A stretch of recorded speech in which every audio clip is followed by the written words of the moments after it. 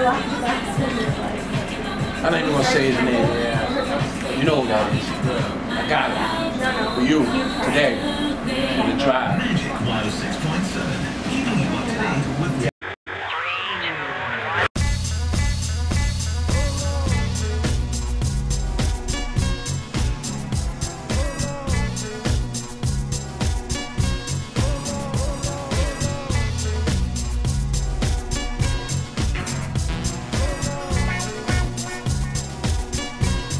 The most important Jew, because once I did realize that this is a business, once I realized that it's a business, I didn't even want to rap no more.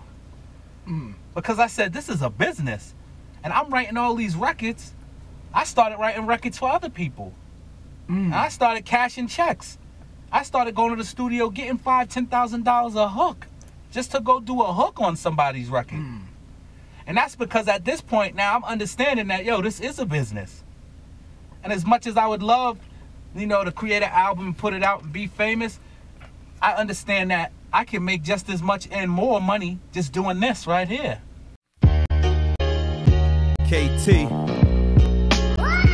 Zach Johnson.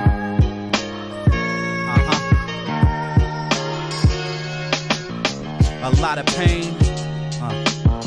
A lot of stress. You gotta be strong though. Here's my story. I'd be lying if I said I wasn't dying inside. Stress of life cut like a knife with blades on both sides. Never wanted the attention. That wasn't... The founder's name was Tone Spinola. And then you took it to the next level. Is there a meaning behind it? Is there, what's the name of the whole? Yeah, Broham basically Broham just means brotherhood. You know, my homie, my compadre, my partner, you know what I'm saying? Like, even if you look it up, if you look up the word on Google, that's what it says that it is. Okay. So that is what Broham stands for. Okay. And our focus was making affordable clothing that look good though.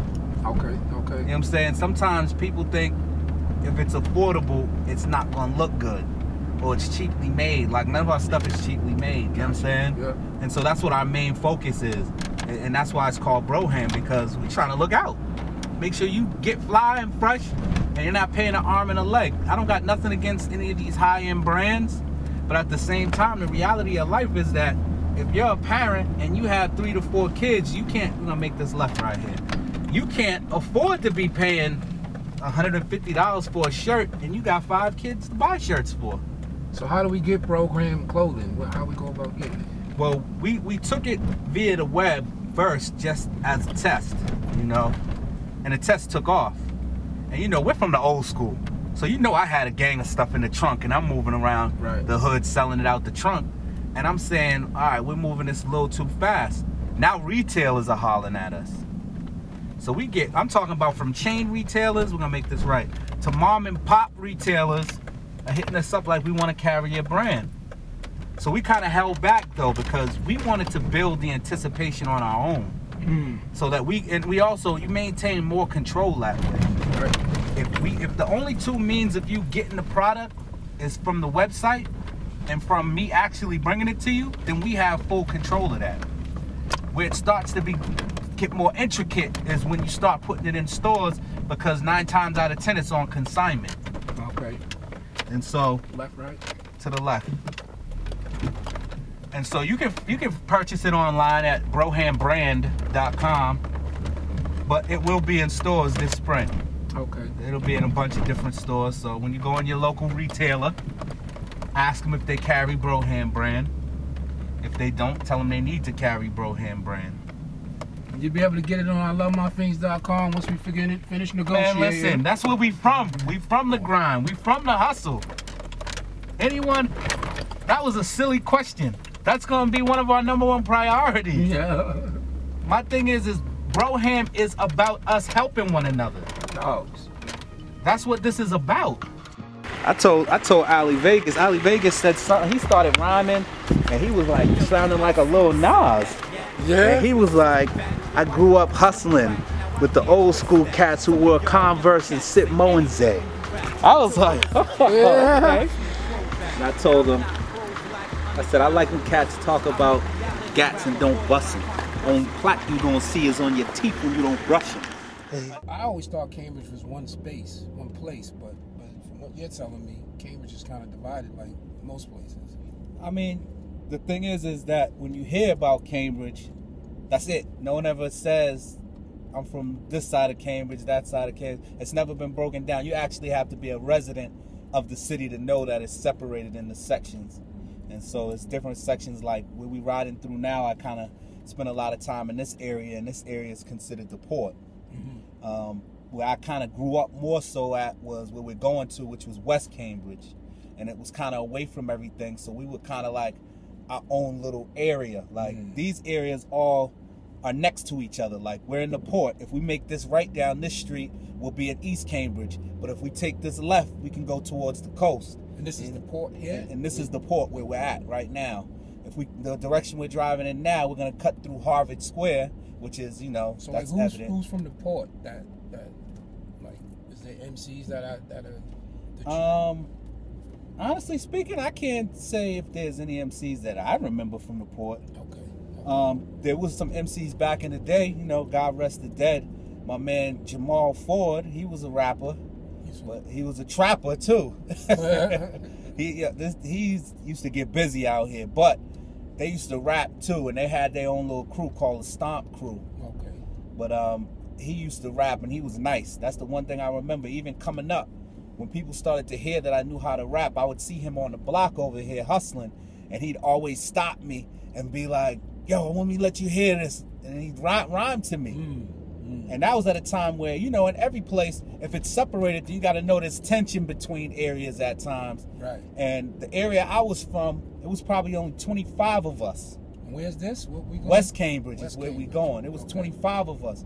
But all of us had either ties or family from outside of the city. Gotcha. So I have family from around Corbett. You know what I'm saying? Okay. My next door neighbor, he had homeboys that were from Mission. Okay. So everyone would always come around our way and hang out and be like, yo, I never even knew this part of Cambridge existed. Right.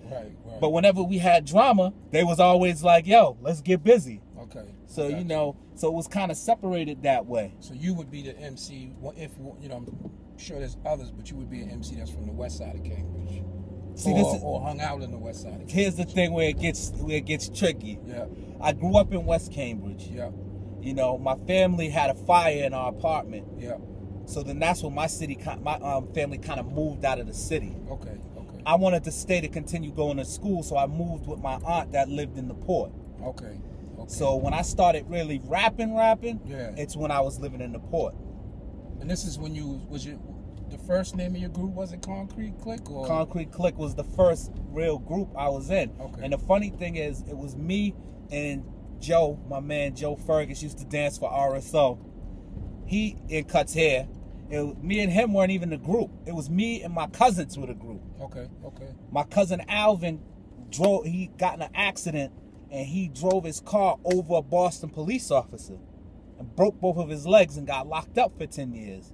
Dang, that shit sound familiar. Was that in the news? Yeah, that was in the news. That shit sound familiar. Like, he's sitting in the car. They all out in a fiend's car. He's sitting in the car while everyone jumped out to, you know, relieve some tension from their bowels. And the cop came up to the window and said, hey, and scared him. He took his foot off the brake, and the car rolled over the police officer in the front. So he was the original member with me in the group. Okay.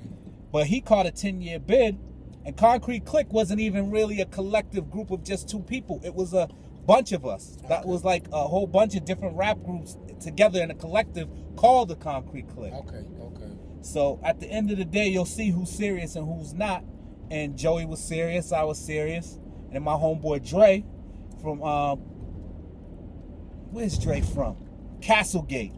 Okay. He heard us rapping one day, and he had just came home from prison. You're gonna go to the right. Okay. And he was like, yo, you guys should put some music out. And we're like, yeah, see, I'm in the street getting money at this time. Joey's in school. Dre's like, I don't got nothing, but I'm gonna get out here and get this money, and we're gonna put something out. And he did exactly that. He started hustling, came back, we put a whole album together.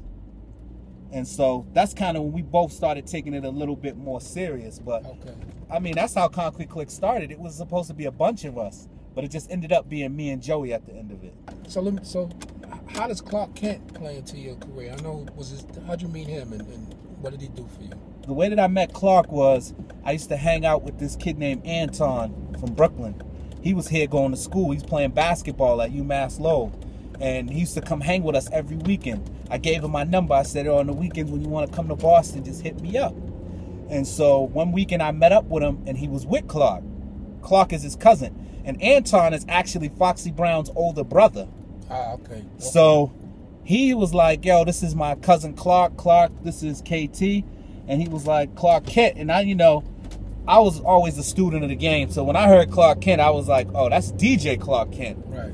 And I was like, okay. So I went to my car and gave him 2 Concrete Click 12 inches. And he was like, all right, I'm going to listen to him. That was the last time I seen him talk to Clark. Then me, Joey, Dre, all of us flew down to How Can I Be Down in Miami.